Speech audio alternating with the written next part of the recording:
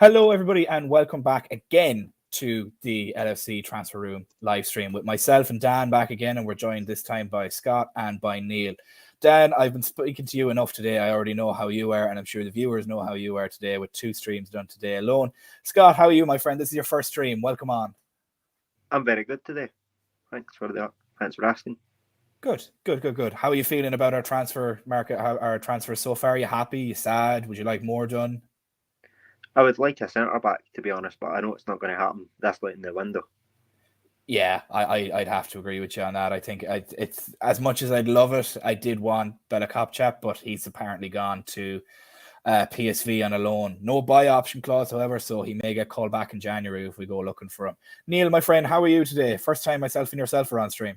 It is, yeah. I'm very good, thank you. Very good, thank you. I've watched on with intrigue all day, making sure that our number 11 is still at the club this evening. So yeah, it's been an interesting and worrying day at times, but we've just had some good news that Gravenberch is done. So yes. Good.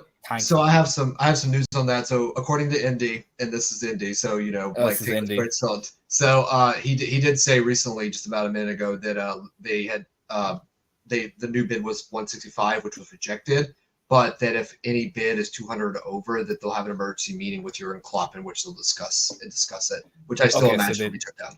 They know the amount. It's over 200 million we need. So they've told now, if Indy is to be believed, and to be fair, I will be fair to him. He has been right about a lot of things this summer. He's upped his game a little bit, but given his track record, I'd take that with a pinch of salt too. But to be fair, I'd have an emergency meeting if somebody told me we'll pay you 200 million for a player, considering that would break all world transfer fees. Yeah.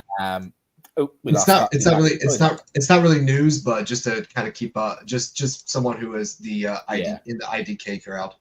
Yeah, exactly. Oh, you do love it when you're watching Sky Sports and you do see the seconds counting down and then the milliseconds behind it. Oh, you love to see it. That's the kind of stuff you want to see.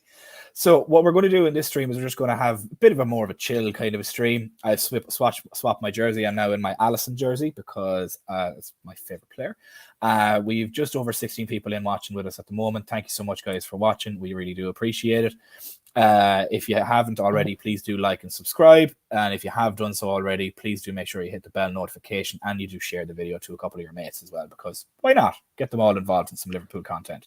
Now, something that I do want to go through is just purely some of the transfers that have gone through from some of the other teams. We'll have a review of some of the transfers that have gone through, rate their windows, see how they've done, and go ahead with it that way. So as it stands at the moment, we leave Liverpool to last, obviously, just on the off chance that any breaking news comes in and we do see it. So what we'll do is we will start with our lovely friends that we try to deal with in Caicedo with Brighton. Now, I have their transfers up here in front of me. I'm going to name out a couple of them that are incomings and that we will just review them. So I think their signing of the season was James Milner, to be perfectly honest with you. I genuinely do. So they had a couple of guys that came in. There was João Pedro, Carlos Baleba, possibly a signing of the season in relation to him. Then we also have Bart Verbruggen, Igor, Adrian Mazzulu, and Mohamed Dahoud. James Milner signing the season, and very, very recently Ansu Fati, who's just come in from Barcelona on a loan deal as well. Given that they're incomings that would be generally of note, I'll throw it out to the chat and I'll throw it out to you guys as well. I'll start with yourself, Scott. Beginner's luck, what we'll call it. How would you have rated Brighton's transfer this summer, transfer business this summer? Would you have rated it better or worse than us? Do you think they've done a good job? To be honest with you, I think they have done a good job, Brighton. James Milner, signing of the season. Exactly. Who would you think would have been their biggest impact now going forward? Do you think it'd be Ansu Fati? Do you think it would be? I would have honestly, I hope this doesn't happen, but if Salah did leave, I would have took Fati at Anfield. Yeah, I would have been in that camp as well. I think a lot of people would have been in that camp with you. Do you think so? He would have been one of your favorite signings for them, even if it's only a loan. They don't have a buy clause on him either. Signing of the season, and then hopefully, if Salah does go, we can watch how he does, and then Yeah, bring him see, into Anfield. being Premier League proven, but see, then the problem is with that is his price is going to go through the fucking roof. Like, so hopefully it doesn't the price doesn't go through the roof, but hopefully he performs at the same time, be on our radar next summer. I do believe that. Neil, for yourself, from the players that I mentioned there, who do you think, and even with some outgoings as well, they had a lot of young players coming back into them from from their loans. With their outgoings, they funded basically their future in Moises Caicedo with their £115 million bid. Who would you have rated as their best signing both in and out this summer so far? Well, I think if you look at the two major outgoings, I think one was significantly more expensive than the other, and we benefited from, I think, a £35 million deal for McAllister. So I think we helped them to get the 115 million for Caicedo with our input into that that transfer race. So I think Caicedo, it set them up for the future. I think they've made some exciting signings, as Scott said. Ansu Fati is obviously going to be really exciting. I think João Pedro is a really good player. I think when he was at Watford, he looked a decent player. I think he will be a very good player going forward. Whether he's going to rotate him with Ferguson, I don't know. And then I'll be interested to see how Baliba does, because he's the one that they've signed from Lille that I think, after not many games, that they think could be the Caicedo replacement. So, it just looks like a sensible business all round to me. Set up by the Caicedo deal. Yeah, Brighton seem to be ones that just do sensible business. And to be honest with you, I don't understand. And this is the question we actually posed to an expert that we had on that done a video with one of our guys, done a video with Maddie that we posed to him, is that with this South American market where Brighton seem to have a monopoly on at the moment, do you think that, we asked him, do you think that there's pension for more Premier League clubs to start setting up over there? So if you want to see all the replies and the questions to that, we recommend going and watching that video on our page as well after today if you have the time. Very, very good video. This guy knows the South American market inside and out, and he knows that, and he was saying that Andre wants Liverpool, so hopefully he comes in January to us. Fingers crossed on that, because he could be our Thiago replacement there. Dan, yourself, with regards to Brighton's business over the summer, they're a lot like us in the fact that they feel like us back when we sold Philippe Coutinho, that they sold a big player, they got a big influx of cash, and now they're going to spend it on promising young players and build a squad. Do you think they're somewhat of a mirror to ourselves, or do you think that they're going in a different direction? No, I think they're going in a much different direction. So when we sold Coutinho, though, the players that we ended up bringing in were the likes of, Alisson and Van Dijk. Though we can have a discussion on, like, did Coutinho's transfer directly go to them or what? Yeah, I think it just mitigated the risk of paying such big fees. I think at the time we were trying to get Van Dijk for 55 and we were paying 75. And then Alisson in January was muted at 93, 97 million. And then we ended up getting him for like 65 or something in the end as well. No, I mean, I think Brighton have done well this year. I think the issue with Brighton's transfers is the fact that they're not a deep team. And so what they're trying to do is they're essentially trying to fill out their squad for their Europa League campaign, because they also have a Europa League season just like we do. But their squad depth is nowhere near as good as ours, even though we criticize ours. Like Brighton, if you look beyond the 15, 16 players, it's like no one. So they needed to do a lot of business to just even prepare for the European campaign.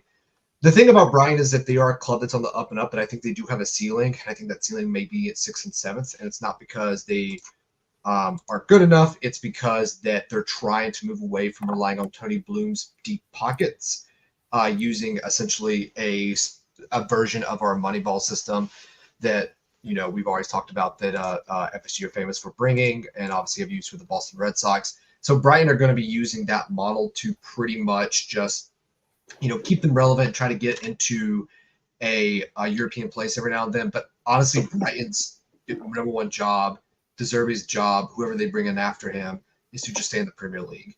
So I don't see them as like breaking into the top 6, but I see them as being a top half table team for the foreseeable future, unless they make some really, really bad decisions, like a Watford or who else was top half? Burnley fell off a cliff because they didn't reinvest in the squad. And there's one thing we know about Brighton is that they spend money and they're very good about spending money.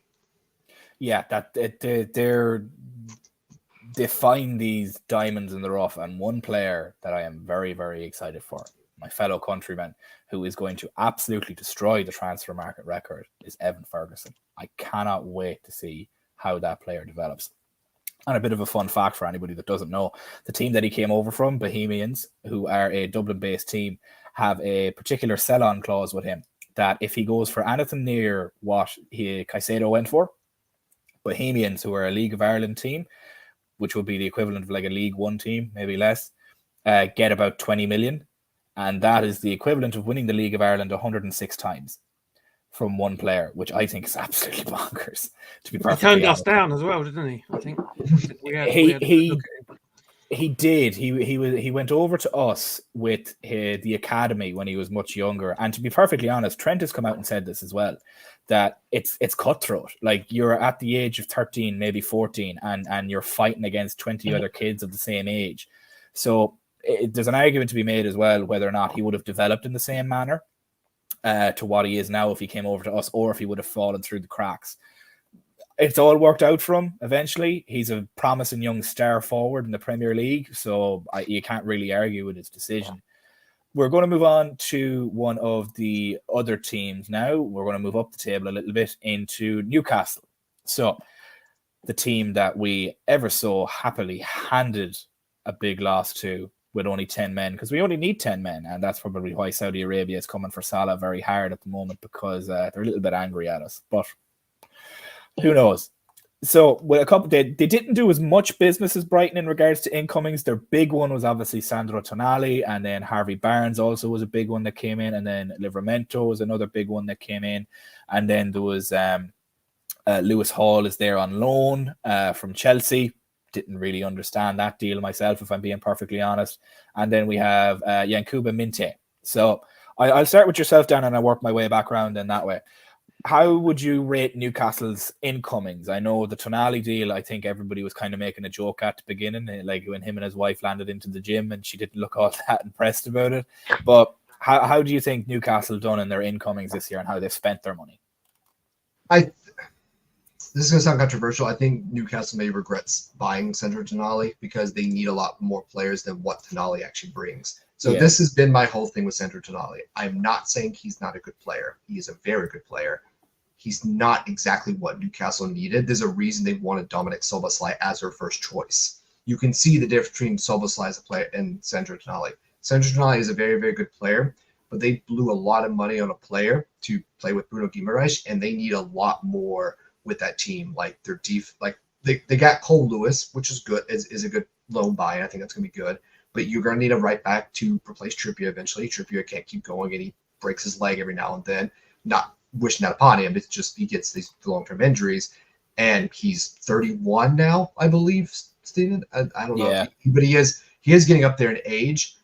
They need more forwards because they're starting Miguel Almiron. I know some people really like Almiron. I think Almiron's fine.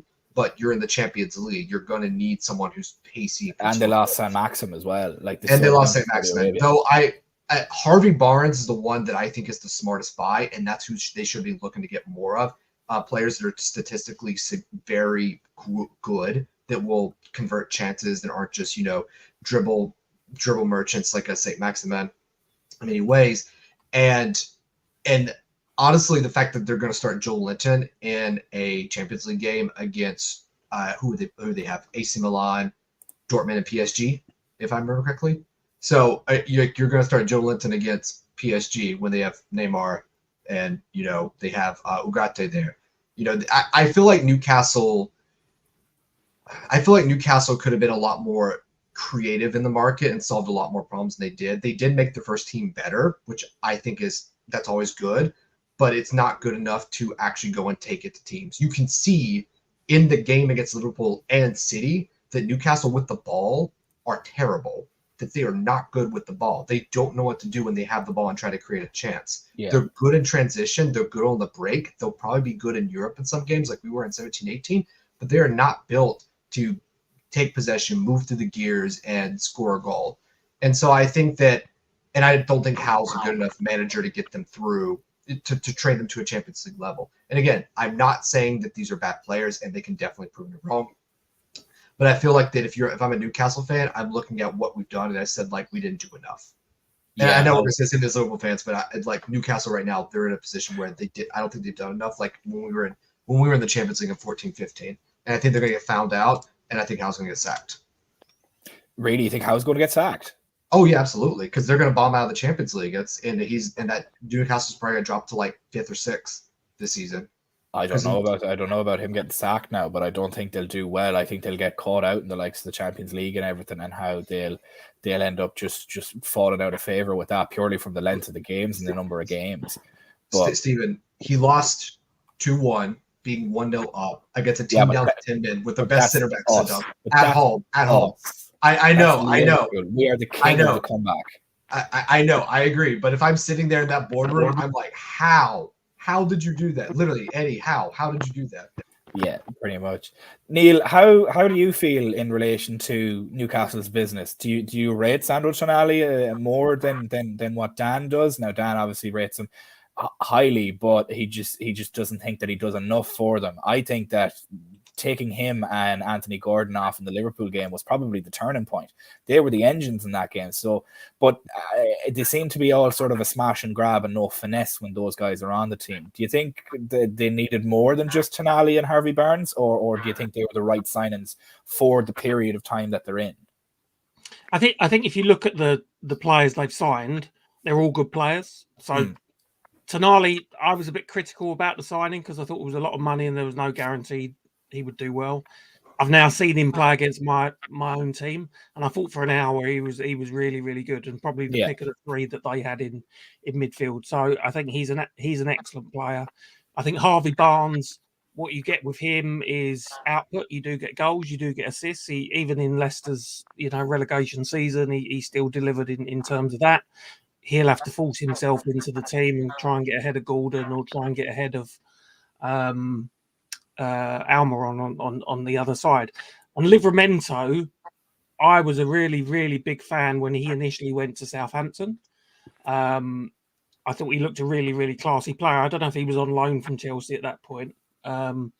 So I think I know I think he had a serious knee problem. Whether he can come back and if he's at the same level, then I think he is a classy signing. My question is, do they have the depth? To compete, in all 4 competitions in a difficult Champions League group after a sticky start to the season. But if you look at those 3 players, was there anyone else? There was, Yankuba Minte was another one. He's a right winger that kind of, I suppose, came in to kind of replace Sam Maxim as he plays in the right wing as well. But that's about it really in regards to their main incomings. Lewis Hall on loan from Chelsea, but I think that's just Chelsea trying to compete with FFP at the moment. Yeah. Other than that, that's really their main incomings. Technically, they've only brought 4 players in, 3 of which that will be playing of note. So, as you mentioned, I don't think they have the depth to go far in the Champions League group, especially that group that they're in. That's a horrendously horrible group, and I can't wait to watch that group because it'll be so competitive. So I honestly forgot about Tino Livramento. So I actually think that is probably going to be their best buy from this group. Yeah, he was still expensive though, wasn't he? I think he was. Yeah, it was like 30 million. It was like 37 million euros, so about 32 million pounds. Thereabouts. Yeah, plus 8 million add-on. So he has Gravenberch. They played Gravenberch for. Yeah, they paid Gravenberch money for him, and I think that's a little bit of an overspend. Southampton doing numbers with who they're selling. Scott, with yourself, do you rate any of the players that Newcastle have brought in this summer? Do you think that they have the depth? As we mentioned, it's been a bit of a note of contention that we don't think they have the depth to go far in the Champions League. And given the group that they've just been drawn, do you see with the players that they've brought in, do they help them get out of? Do they help them get out of the group, or do you see Newcastle crashing out of the group and maybe coming into Europa? Yeah, I see Newcastle dropping into Europa. I just don't think they've got that strong a depth compared to you saw us, for instance. We dropped out and I thought we had pretty a good depth last season. Exactly, injury prone. But I rate the boy Tonali and Harvey Barnes. Just I wouldn't say Harvey Barnes is about Newcastle's level though. He's about maybe a Brentford type of level, not too high, not too low. Yeah, I think so as well. But I think you're more so purchasing the hope there in regards to what Harvey Barnes can be. Like, he is 25. You'd think that he's in his prime now, and if this is the best that he's going to be, might not have been the best thing to do to purchase him. Maybe they thought he could come in and replace Sam Maximum, but I genuinely don't think. I think with the group that they've drawn, they've just really drawn the group of death for that. And Don says here in the comments as well that he thinks Rafa should have never gone to Everton, that he should have waited and taken the Newcastle job. I agree with that too. 100%. If Benitez was in charge of this Newcastle team, I'd be terrified, because he gets a lot out of players, and he would know how to set them up. Like, could you imagine Rafa Benitez with Dan Burn? Can you imagine Rafa Benitez with Tonali? Oh my god! Oh god! I know. Like, he would actually play him like he's supposed to, instead of like this box to box 8. Yeah, I think while Tonali is performing as fantastic as he is, and I didn't actually think he was 23. Maybe it's just the Italian in him that makes him look older. But I didn't even know he was 23. But to be honest, if he's only 23 and he was brought in for 64 million euro, I do think he will be a standout signing for them. Now, whether or not he stays there for a while and how long, because if a coaching change comes and Eddie Howe gets his walking papers, I think that team drastically changes, and I think some of them people that were brought in will be shown the door as well. But remains to be seen. I don't think they get out of their Champions League group. I think they actually finish last in that group, and I don't think they progress in any shape or form. I don't think they finish third in that group at all. I think that's the toughest group that they have. We'll move on to the next team that I have here, which is our beloved Pigeon Boy Tottenham Hotspur and Richarlison. So, a couple of their signings that they brought in, they've done some good business, and I think the Spurs have done actually very quietly some very, very good business. So they have James Maddison, who came in, they have Pedro Porro, they have Mickey Van Ven, they have Dejan Kulusevski, they have Guillermo Vicario, and they have Alejo Velis and Ashley Phillips. Now, Ashley Phillips being possibly the youngest of those signings brought in from Blackburn for just over €2 million. Scott, I'll start with yourself this time, and then I'll work my way back. Out of those incomings, is there anybody there that you're very... What's the word I'm looking for? Is there anybody there that you would have happily seen in a Liverpool jersey, or would you rather them go to Spurs? Do you not rate them as a Liverpool player? Like the likes of James Maddison, would you have liked to have seen him in a Liverpool jersey? Or even Mickey van de Ven, because we were linked with him as well earlier on in the window. Is there anybody there from that list that you'd like to have had us sign? Definitely that boy, Mickey van de Ven. I mean, I was a person on Twitter actually thinking myself that he should have been in Liverpool's recruitment list, even with the likes of George Schmatka, and I think it was his son, the sporting director. Yeah. How did we miss out on that? That's what I'm really wondering. Yeah, it's something that I'd wonder as well, considering they were so close and everything like that. I don't know how we missed out on that, because we could have been able to get that. So hopefully, I think Dan, I think that is his son with Wolfsburg, Dan? I think you mentioned. No, he's with Gladbach. He's with Borussia Mönchengladbach. Schmatka was the sporting director. Sorry, I think I misunderstood you, Scott. I think that's what he's the one who brought Mickey van de Ven into VfL Wolfsburg. Just for clarification there. Yep. Yeah, no, I think that's what you were saying, Scott. Apologies, I might have misheard you there in that, but yeah, no, you're right. With the connections that we had to Wolfsburg, I don't know how we didn't get that over the line, because he would have been a fantastic centre back. 22 million. He was only bought for €40 million, which is what, £35 million thereabouts. So I really do think that he could have been brought in and done a number on it. Anybody else there that you'd see outside of Mickey van de Ven? Would you like James Maddison in a Liverpool jersey, or were you fine with him going to Spurs? To be honest with you, I would have liked James Maddison, but then I heard something about his attitude. It just went or something. Yeah, and you know what Klopp likes? Klopp. Oh yeah, he likes the attitude. Exactly, he likes his players that have a good attitude. He likes an attitude, but he likes a particular attitude, which is why the likes of Sissoko and everything like that were kind of showing the door quite quickly. Neil, with yourself, anybody there that you'd like to have seen in a Liverpool jersey? The likes of Kulusevski, maybe. So at the Mickey van de Ven, Pedro Porro at right back, or are you happy that they're all in the Spurs jersey? Yeah, I think so. I think Van de Ven probably fitted the profile of what we might have been looking for in terms of a left-sided centre back, someone that that's left-footed that plays across the back line. I think we probably were in the race, and I think we might have withdrawn from the race. So there was obviously something that we saw that we didn't quite fancy. So yeah, I mean, I think they've added Brennan Johnson today, haven't they? From yeah, Forest. they did. Yes, yeah, they did. That's a good one. Who's a decent player, but I think they needed a goalkeeper. I think Loris needed to be replaced. I think Vicario will probably do all right for them. Would I want him? Yeah. Not really, because we've got Alisson Becker. Right. Maddison's a good player. Would I want him instead of Szoboszlai or McAllister? No, I wouldn't. So, yeah, I think they're probably good signings for Spurs, and they might improve him. I think the manager's a good appointment. I think he's, the last two managers they've had, it's almost like they've been doing the club a favour by being there. I think this guy wants to be there, and I think he'll play a decent style of football. But other than Van de Ven, maybe, I don't think there's any of their signings that I would be particularly wanting. Porro and Kulusevski were already there, weren't they, last year? Kulusevski's all right, had a bit of a bad injury, hasn't quite come back to the form that he showed before that. So for me, from a Spurs perspective, I think they're good signings for Spurs, but not for Liverpool. Yeah, I'd agree with you, and I think they fit Ange's style of play a little bit better. Now, in saying that, I think Ange is in for a tougher job than he thinks, purely with the loss of Harry Kane, and I don't think that money's been spent correctly on who you can bring in to replace that.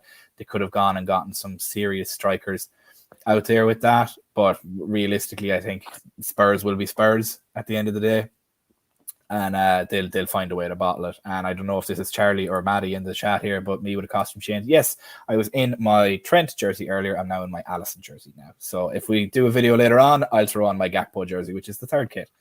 I'm not made of money. These are not official jerseys, so don't come at me in the car. I'm not spending 300 quid on three jerseys. Okay. I'm not spending 300 quid on three jerseys. You can take a long walk off a short pier with that. Dan, with the loss of Harry Kane for Spurs, how detrimental do you think that is for them? Do you think that Kane was the only reason they were even any sort of way relative last year, or do you think that Kane is he doesn't have the impact that you think? Do you think they're going to get his production from other players with the likes of Son, the likes of Maddison, and otherwise? I think that's what Postecoglou is definitely trying to do. Ange ball, as we say. I actually just love listening to Ange do press conferences because it just makes me laugh because he's just so Aussie. He's just so genuinely just doesn't Aussie give a shit. character. It's great. Yeah, it's wonderful. If they had signed a manager like a Conte or Mourinho again, I think there'd be more trouble because they are built on having a main striker and them doing all the work. Ange definitely does try to distribute goals throughout the team. I think what they're going to miss with Kane is not his goal scoring, but his creativity and how he occupies space, because they don't have anybody that really occupies space the way he does. Like, if you have Harry Kane on the field, there are always going to be two defenders near him at all times, and that creates space for other players. So you can essentially use Kane like an old style center forward, like 90s Sunderland, or going back to Olivier Giroud, who I think is criminally underrated. And that's probably someone they probably should have brought in. Just someone who can hold the ball up and move it on very quickly. I also would have taken Van de Ven.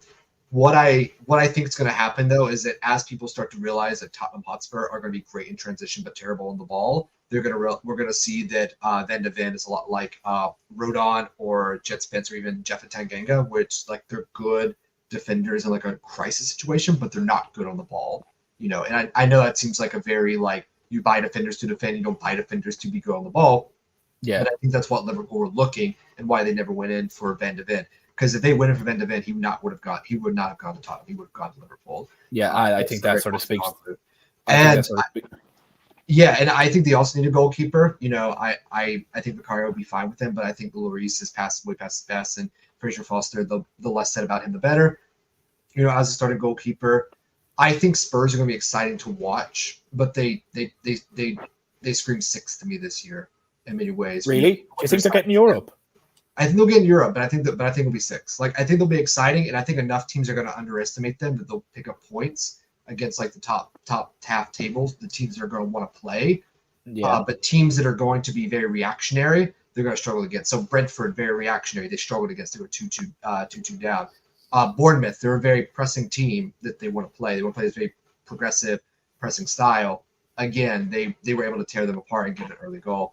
I think they'll, again, like I said, I think they'll miss Kane in terms of a creator. I think you're going to see a situation where you're going to have like 4 or 5 players score 10 goals. You know, like I said, you know, I'm just copying Pat Knight. That's all I'm doing.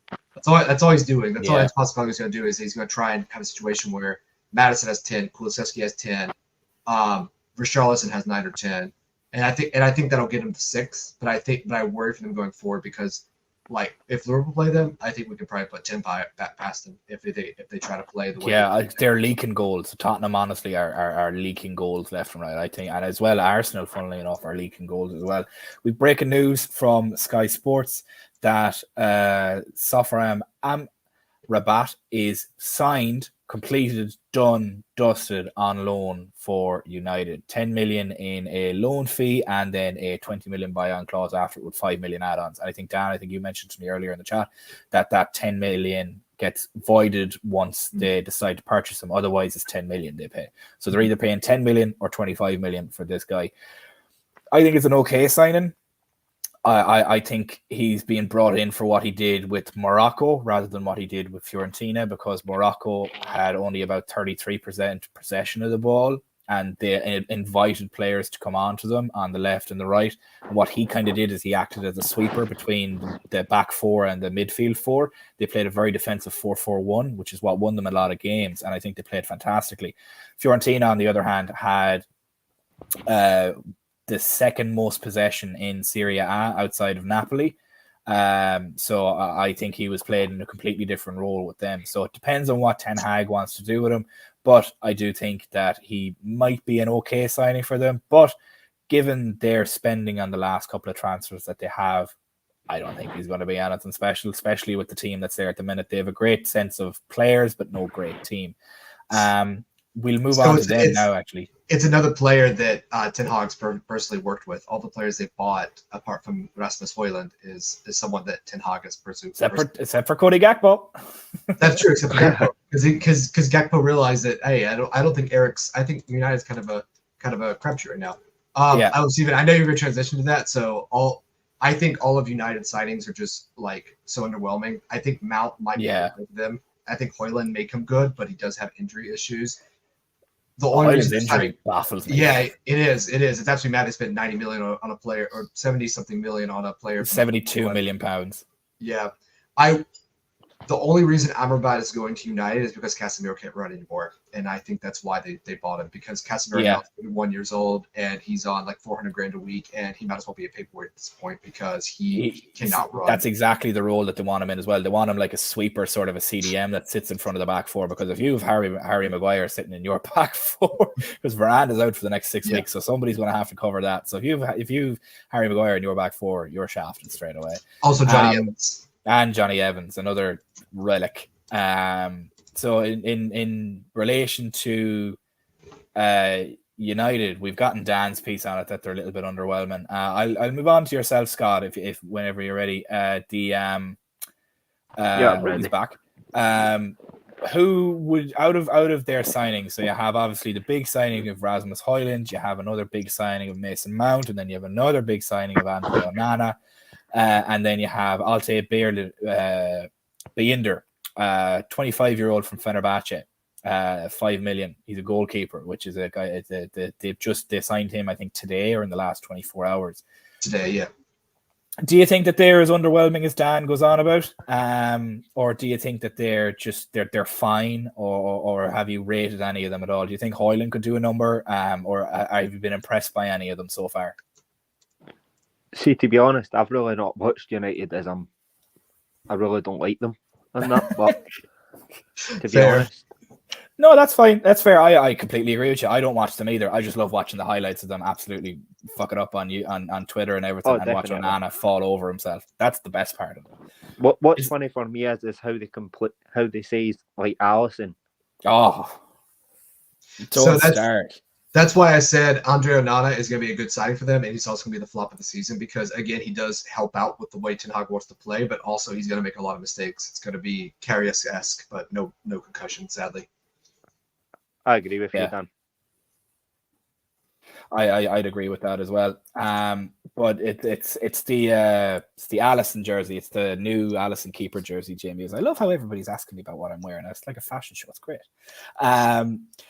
Neil, with yourself, have you rated anybody that United have signed? Have they done any sort of decent spending? Like they've gotten Reguilon on a loan transfer from Spurs as a left back.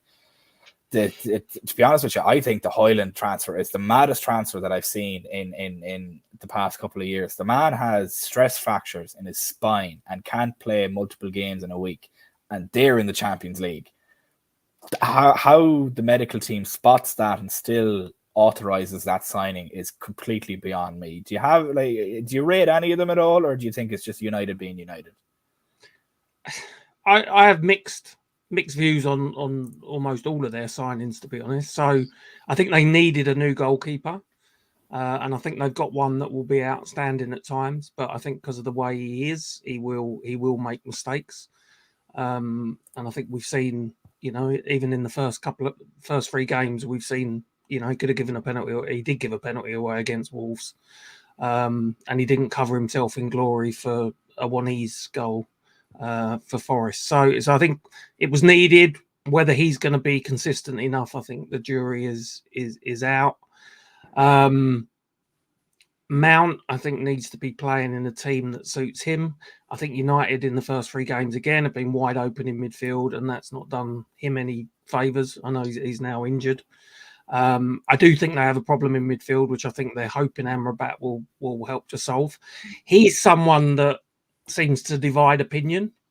Now, whenever I've seen him, and I admit it's from the World Cup onwards, and he did well with Fiorentina in the Conference League as well, he's always one of the best players on the pitch. And there were big clubs, including ourselves, that were interested in before the World Cup, but for some reason he divides opinion. I think he could be good for the. I think their problem is mainly in midfield, and I think he could be someone that helps with that. I'm not saying he will solve their issues because I think they've looked pretty poor in the first 3 games, but he's someone that might help with that. Reguilon I don't rate as a defender. Yeah. And Højlund, it's difficult to say. I mean, I'm not sure we're in any position to criticise anyone's medical team with the problems that we've had over the years. And I think even when didn't Calvin Ramsey have a similar problem last year, and we still went ahead. Yeah, we picked it up in the medical. So I think he's talented. I think if Alex Ferguson was in charge and the funds were available, they would have gone for Harry Kane. So I think the issue for Højlund is they might be too reliant on him too early, and he won't have time to sort of find his feet. And it really needs someone like Marcus Rashford to step up and deliver. And I think some of their fans have been quite critical of his start to the season since he signed a new deal. So there might be too much for Højlund too soon, which is no good for a player that's got, stress fracture injuries. So I want to name some players that United still have on their books. They have Amad Diallo, who came back from loan. They have Tyrell Malacia. They have Christian Eriksen still, who's been starting for them. Diego Dallo, who's been playing left back. Tom Heaton's still a goalkeeper. Jadon Sancho's still there. Johnny Evers just signed. Donny van de Beek still there all this time. And they still have the legendary Scott McTominay. I mean, honestly, I think the problem with United is the fact they can't ship players. It's not the players. It's even at the end of the day, it's even the fact they have the players they bring in, which I think are more to Neil's point. Would this have happened under Sir Alex Ferguson? Because you have the likes of Harry Maguire turning around and saying, United are saying, okay, we want you to leave because we want to fund more transfers. And he's turning around and saying, I don't want to leave. I don't want to take a pay cut. You're going to pay me £9 million and then I'm going to leave and you're only going to get 20 million for me. And I'm just going to put my feet in the mud and just not do anything. And I'm kind of like, if that happened under Sir Alex Ferguson, he'd have drove them to the train station himself and cancelled the contract there. And then I think that team is in absolute ruin for years to come, especially with the Glazers at the helm. I don't think they're realistically going to do anything. And they also have Eric Bailly still, who's on the split contract. I think the thing with Ferguson, what Ferguson would have done is not let these contracts get so ridiculous, which is the biggest problem at Manchester United, is their wage structure and their contracts. And the reason it got that way is because of, well, two players, but I'll name one of them, David De Gea, who's no longer there, and the second one being Cristiano Ronaldo. And the fact that they brought in these mega contracts and then everyone based their contract offers based on those two players. It's like, oh, like you're playing David De Gea $500,000 a week. You don't think I'm worth 250? And, it ballooned their wage bill so much, and that's why they can't ship players. I think, and like I said, I think they're fine. I think again they can be a top 6 team because they just have Ten Hag is a decent enough manager. They have enough quality in some places, regardless if Holland comes good or not. Højlund, sorry, not Holland. Højlund becomes good or not. There's no D. I just think it's an development. He said there's no D at the end of it. It's Højlund. Højlund. Højlund. Yeah, he was in an interview and he asked people, "How do you think you sounded out?" And they said Højlund, and he's like, "No, Højlund." So the D is silent. It's coming from the horse's mouth themselves, but. Yeah, I just think United are just very uninspiring for me from the business. Now, again, they could still finish top 4 because again they've somehow tapped into the mentality of Fergie time without actually having any Ferguson players. So I mean, anything could happen this year in the Prem, like we've seen last year and the past couple of years. Yeah, and just after looking on Twitter there, and Ben Jacobs, the ever-loving Chelsea mouthpiece, Pochettino on Chelsea FC's business and spending $1 billion. Who said we have all we wanted? I'm happy. Now we need to work and improve in the next year. People think we have everything. We're so happy. We're in Disney World because the club have spent $1 billion. No, we still have to work hard.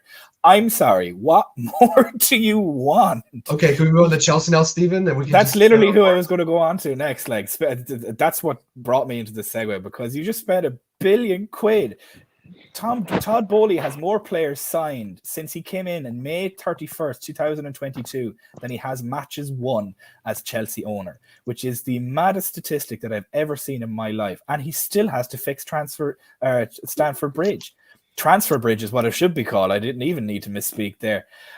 That's just absolutely bonkers. Right, we'll go through Chelsea signings because, geez, we'll be here for a while.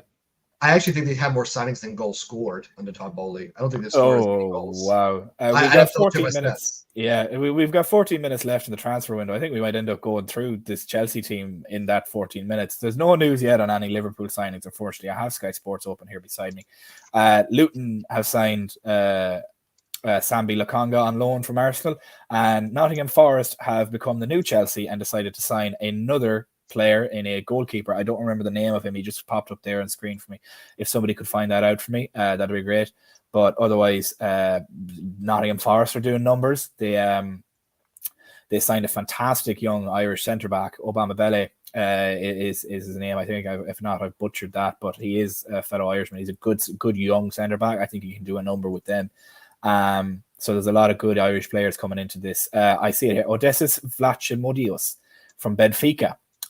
So he should be good. Jamie is Luton don't really have a chance to stay up. Now, they got their first goal today against West Ham after Bowen popped one by them. 92nd minute they got it. But I agree with you. I think they might break Derby's record and be the first to go down, to be honest with you. Now, on to Chelsea, and we'll try and run through this as quick as possible because we've Arsenal, Man City and ourselves to go through just hopefully before this ends. Moises Caicedo, Romeo Lavia, their water boy for 60 million. Nkunku, who is out for the year. Cole Palmer, another 50 million on a winger. Diassi, who I think could do a number. Nicholas Jackson, who I am actually quite excited to see.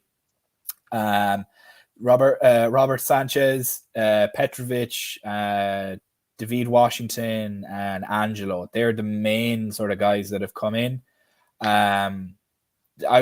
Two of them already aren't in the squad, and that being Nkunku, who suffered an injury, and then you have Romeo Lavia, who needs a few weeks to integrate. He's not even, if he can't even make the squad for a Carabao Cup game, I don't know why he chose them. There was a report that came out earlier. Was it Indy that said it? I can't remember if it was Indy that said it or somebody else. Sasha Tavaleri, I can't pronounce his surname. Forgive me. Sasha came out and we retweeted it ourselves. Jamie, as I agree with you, Jackson might get 20. He does look dangerous. I think he does look very, very good. That Romeo Lavia wanted us. Sasha came out and said that that Romeo Lavia had told close friends and relatives and everybody on the team that he wanted Liverpool, that he wanted to go and play in Anfield, but the agent pushed Chelsea because they had the longer deal and the bigger money. So agents again going for these longer deals, but I think this is going to bite Chelsea massively in the ass. I'll start with yourself, Scott. Out of all the Chelsea signings and obviously how much we've been linked to them this summer, is there anybody there that you rate? Obviously, Caicedo's had an absolutely abysmal start to his Chelsea career. Romeo Lavia, another person that we've been linked with, hasn't even gotten a start yet. Their other big signing in Nkunku has been injured, unfortunately, and we don't like to wish injuries on players here, but thank God, because he's a serious player. Is there anybody there, maybe Nicholas Jackson or Diassi, that you've liked so far in any of your viewing or highlights?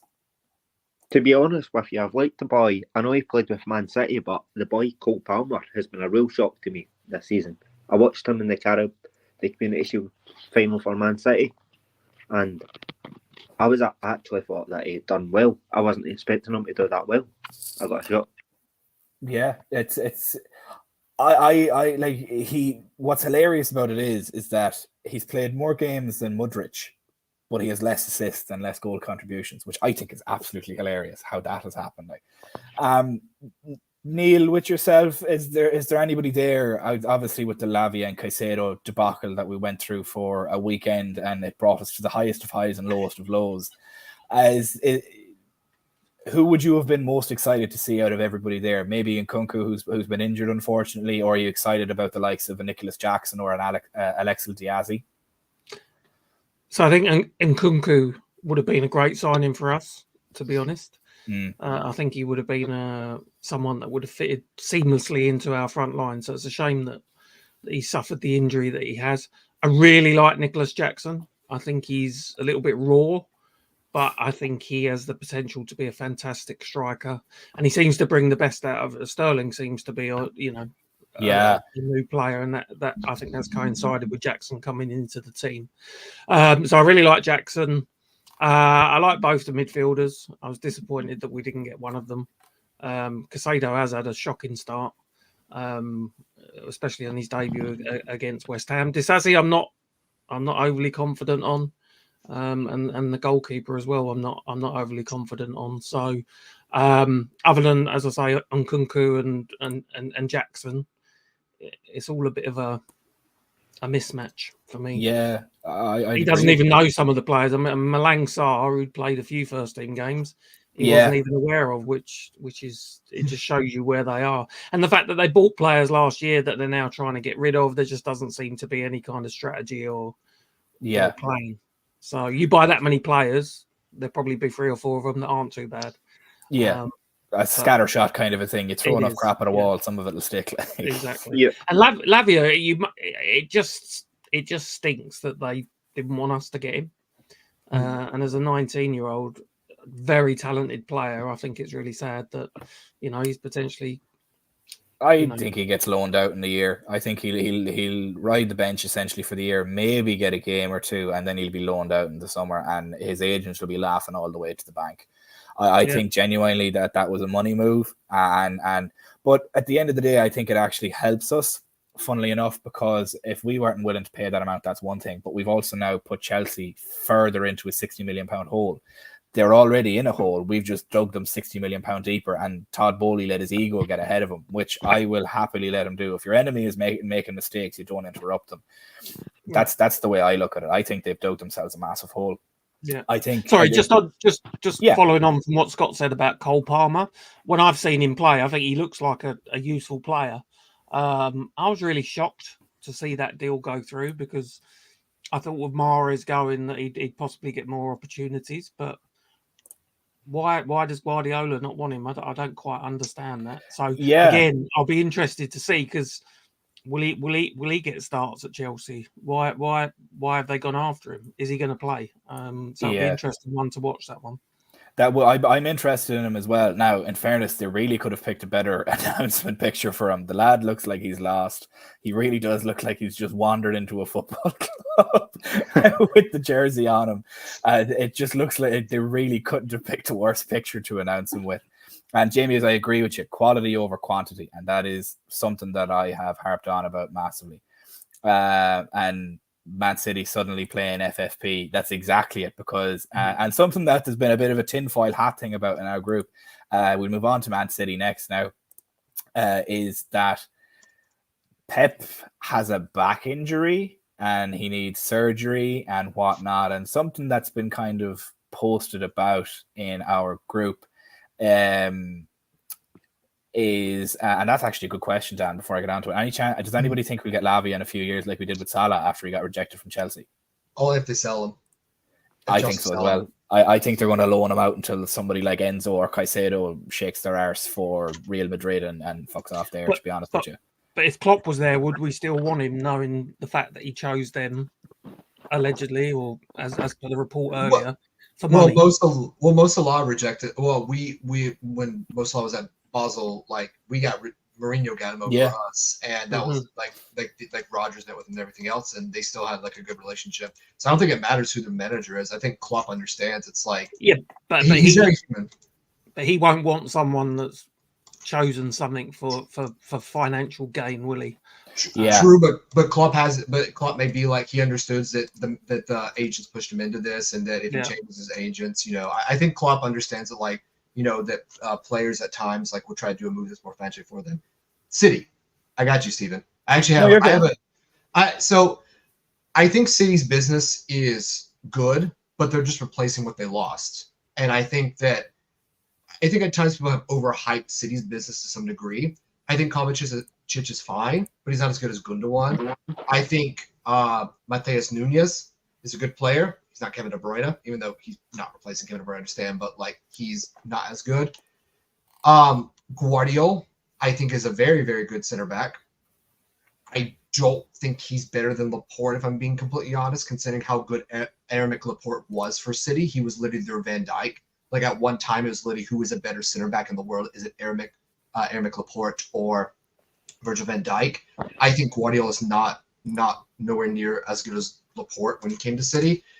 And I think Doku is a good player, but he's very weird for City because he's not really the finished article. He's very raw. It reminds me when they bought Leroy Sané, and Leroy Sané burned Pep's head out by the end of it. So for me, I like City's business in the sense they're replacing the gaps they need, but I think they're buying players that profile very similarly to who they had, but I think they're actually not as good as the players they're replacing, if that makes any sense. People can disagree with me, but I don't think Doku's as good as Mahrez, because Mahrez, as a player, is pure Pep Guardiola. Holds the right wing, plays passes, technical, doesn't run, doesn't press, but he can still score a crap ton of goals. Yeah, Alexander, I don't necessarily think. Look, there's as it stands at the moment, looking at Sky Sports, there's 4 minutes left in the window. If something was going to get done, it's going to get done now. I think we're going to be closing the window a little bit disappointed. There's exactly 4 minutes left as per Sky Sports at the moment. I don't think anything gets done, but never know. Something could drop and we could go absolutely mad here. We'll move on just for the last couple of minutes from it. We'll scrap the rest of Man City and Arsenal. We'll go through our own transfers and see what we guys read about it and who we're excited about and who we're happy with. First of all, I'll start with yourself, Neil, on this. Out of everybody that we've signed, so we've gotten in Dominic Szoboszlai, Ryan Gravenberch, Alexis McAllister, Wataru Endo. Unfortunately, no centre-backs, but I think that centre-back worry will be very much alleviated when the likes of Van Dijk comes back from his suspension. And I think the 2 games that he's going to miss are actually the easiest games that he could miss. So I'll only be happy. I'm not as worried about that as some people would be. With our own spending, give us your review on Liverpool's window as it is at the moment. So I think it started well with McAllister. And then Szoboszlai, who I think is going to be a top player. And then I think we got thrown into disarray a little bit with the unexpected loss of Fabinho and Jordan Henderson. And from the point that we seemed to go after Caicedo, it did seem like a scattergun approach. We didn't seem to have a plan of what we wanted to do. And then that dragged on a few days, and then we had to take a step back before, making a step forward in the market. Next one to come in was Endo. Looked like a smart signing, but possibly to fill in the gap of someone like James Milner leaving. but as a defensive midfielder, maybe could have given us stronger negotiation power for the rest of the window to go after some others, some younger, more dynamic defensive midfielders, which never came. Gravenberch, I think, will be a good signing. I think he's, he could do anything in the game if he gets it right. I feel that we've left ourselves short. I'm not happy with out another defensive midfielder, assuming that we're going to continue playing with a defensive midfielder, and I think we've left ourselves short at the back. And I understand what you're saying. Van Dijk will come back, Konate will come back. That's fine, but we also need to freshen it up and give competition. And the danger is that those defenders will go stale, like the midfield did last season. So, midfield wise, I think if someone said you're going to lose these players and you're going to bring these 4 players in, people have probably been okay with that. But defensively, I think it's a bit neglectful that we've left it, and the danger is that it will go stale. Connor Bradley also ruled out now till November, so I think we're short at the back. But yeah, I think again, you look at the players that we've signed. They're good players. Endo, I think, has had a bit of a baptism of fire. Both games we've gone down to 10 men. Newcastle away against those 3 in midfield is not easy. So we'll give him some time to judge him. McAllister's quality. Szoboszlai, I think, has got unbelievable talent, unbelievable mobility and dynamism. And Gravenberch, it's not about his talent, because he's got the talent. It's about whether he can turn that talent into a player that performs in Liverpool. Yeah, as we're literally coming into 6, 5, 4, 3, 2, 1. Transfer window is now closed, folks. So no more signings coming in unless we try and book an extension. But to be perfectly honest with you, I think that's us done, unfortunately. So yes, there is no more signings. But we won't finish the video there on that much of a disappointment. We're going to get Scott and Dan's views on our transfer window as well. I'll go myself first and just say, realistically, as Neil mentioned, I'd agree with him. If you look at the players that we lost as opposed to the players that we gained, 2 that stand out to me massively, like Henderson and Milner, they needed to go. I don't think Henderson should have gotten that second contract, that second to last contract that he got with us just there a couple of years ago. I don't think if Michael Edwards had his way, he would have told him sod off. But that's my own opinion on that. I don't think he deserved that contract. Great talisman for the club, won Everton and all that, but you need to know when to walk away and you need to know when to let him ride off into the sunset. The Fabinho deal, I think, kind of took us a little bit by surprise, as Neil mentioned. I think we didn't think it was as serious as it was, and then all of a sudden he's on the plane over there, and we're like, oh shite, we need to kind of to pull the finger out here and get working on it. With then the likes of Naby Keita and Oxlade-Chamberlain, I think I don't count them as losses in the midfield on the depth side of things. And breaking news that we're after getting through here for a particular Man United player is Getafe have signed Mason Greenwood on a loan from Man United. So he is gone. He is gone to Spain. He's over in Getafe at the moment. He's not going to be playing for Man United this season. And Rob Holding has just gone from Arsenal for 4 million to Crystal Palace as well. So thankfully that little rat Greenwood is now out of the league, but we won't get too political on this particular stream. But back to what I was mentioning. We can. No, we won't. This is a late night stream. We're not going to get all that political. We're not going to have swearing and blind and going through that. That's for a different type of podcast or stream. So with the likes of Oxlade-Chamberlain and Naby Keita, they played a combined amount of minutes between the two of them of about 900 minutes. You've then I count the McAllister and the Szoboszlai replacements against them.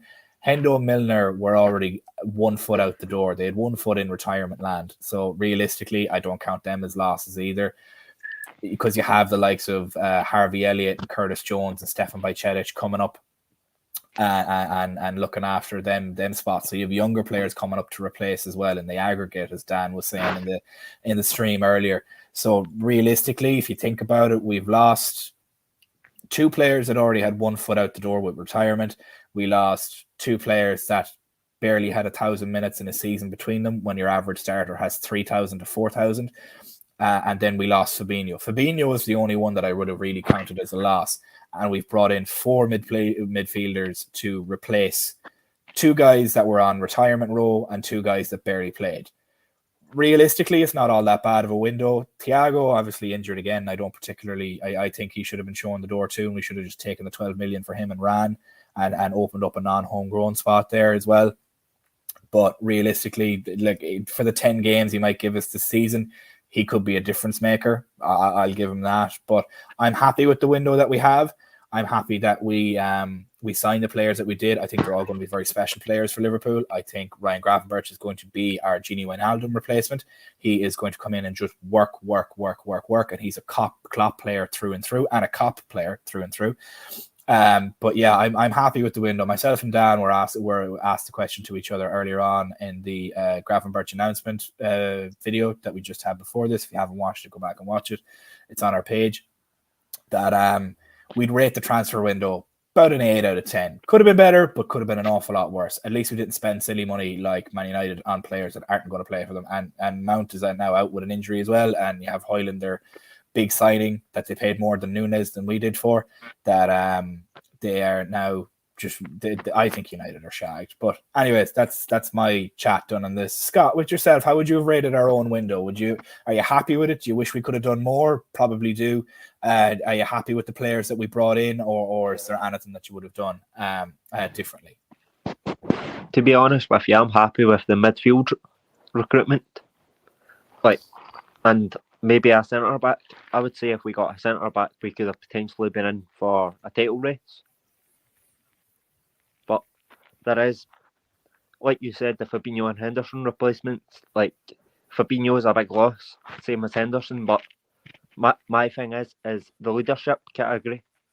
Yeah, I feel we've lost a lot of leadership in the team, and I see where Klopp went and got Endo in, who, like you said, it is a bit unfair for him having played the 2 games where we've been down to 10 men. But I'm sure Klopp will get him in and play him in the system. Yeah, I think you're right in that. Like, it did again. People are writing off Wataru Endo.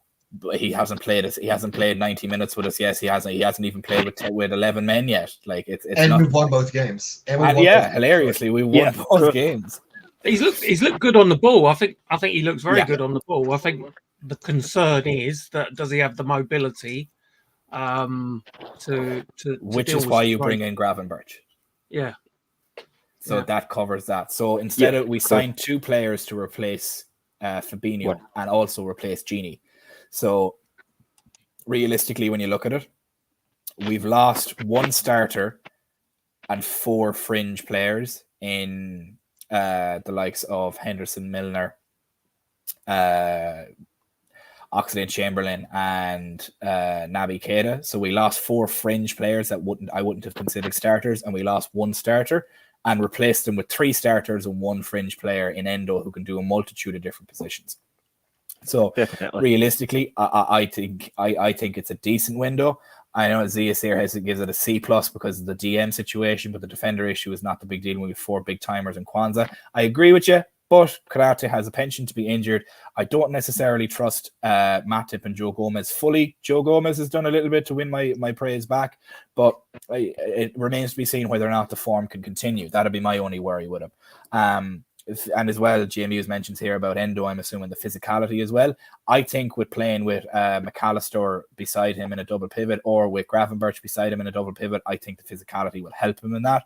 So hopefully everything's good. And Esty here mentions that Kwanzaa's too young and doesn't have too much experience. Well, isn't it fantastic that we have the Europa League against 3 relatively smaller teams, and the Carabao Cup and the FA Cup games for him to gain that experience. And to be honest, I thought he did actually quite a good job when he came on for us at centre back with 10 men in that game and held down and got the win. So for a guy to come in a baptism of fire in St. James's Park, away from home, 10 men down to 10 men, and then in still trying to claw points back from it, I thought he did very well. He was thrown into the fire and he didn't crumble under pressure. But yeah, I'd rate the window genuinely very good. Could have been better. Of course it could have been. We could have spent our money in different spots. We could have went and got a centre back. We could have went and got Doucouré. We could have went and got everything like that. But it's something that I'm actually very excited to watch for. And I think with the increase in our front line and the increase in our midfield, it'll actually benefit our defensive line, because as Klopp has mentioned multiple times, pressing starts from the front. And I'm sure Dan, when I move on to him now and get his final words on this to finish the stream off, he'll agree with me on that. Dan, give me a couple of your points of view on the signings that we've made so far this window and how you would rate it, and if you're happy that with the way it's just ended now.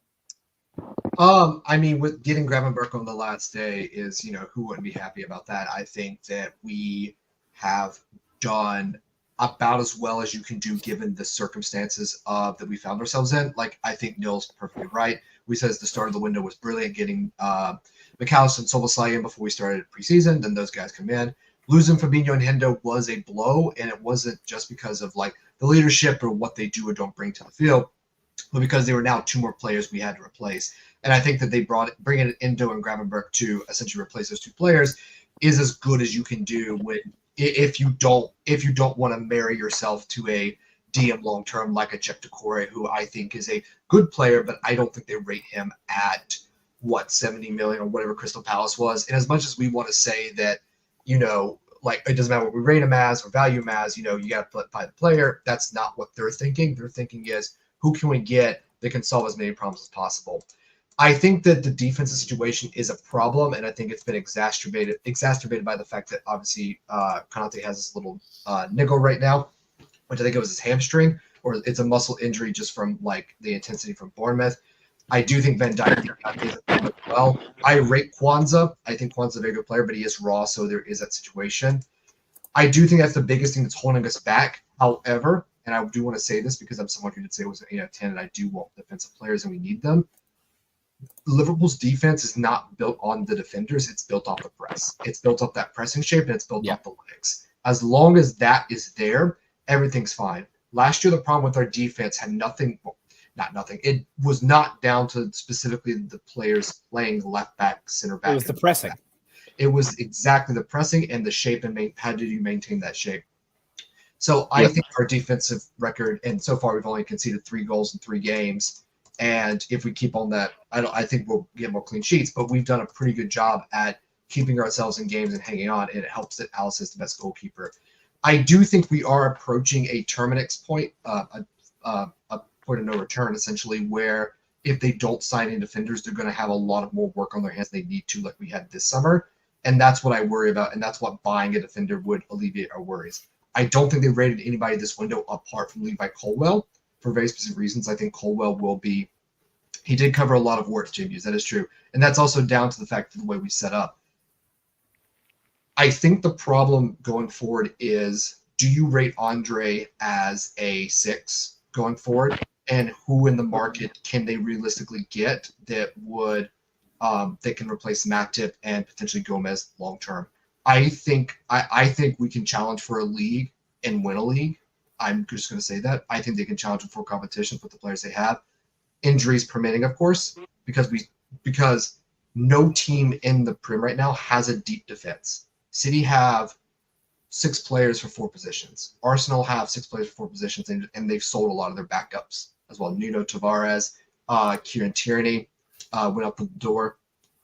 So we're in a very good position compared to our rivals, and a good position to challenge. It just comes down to injury and form permitting.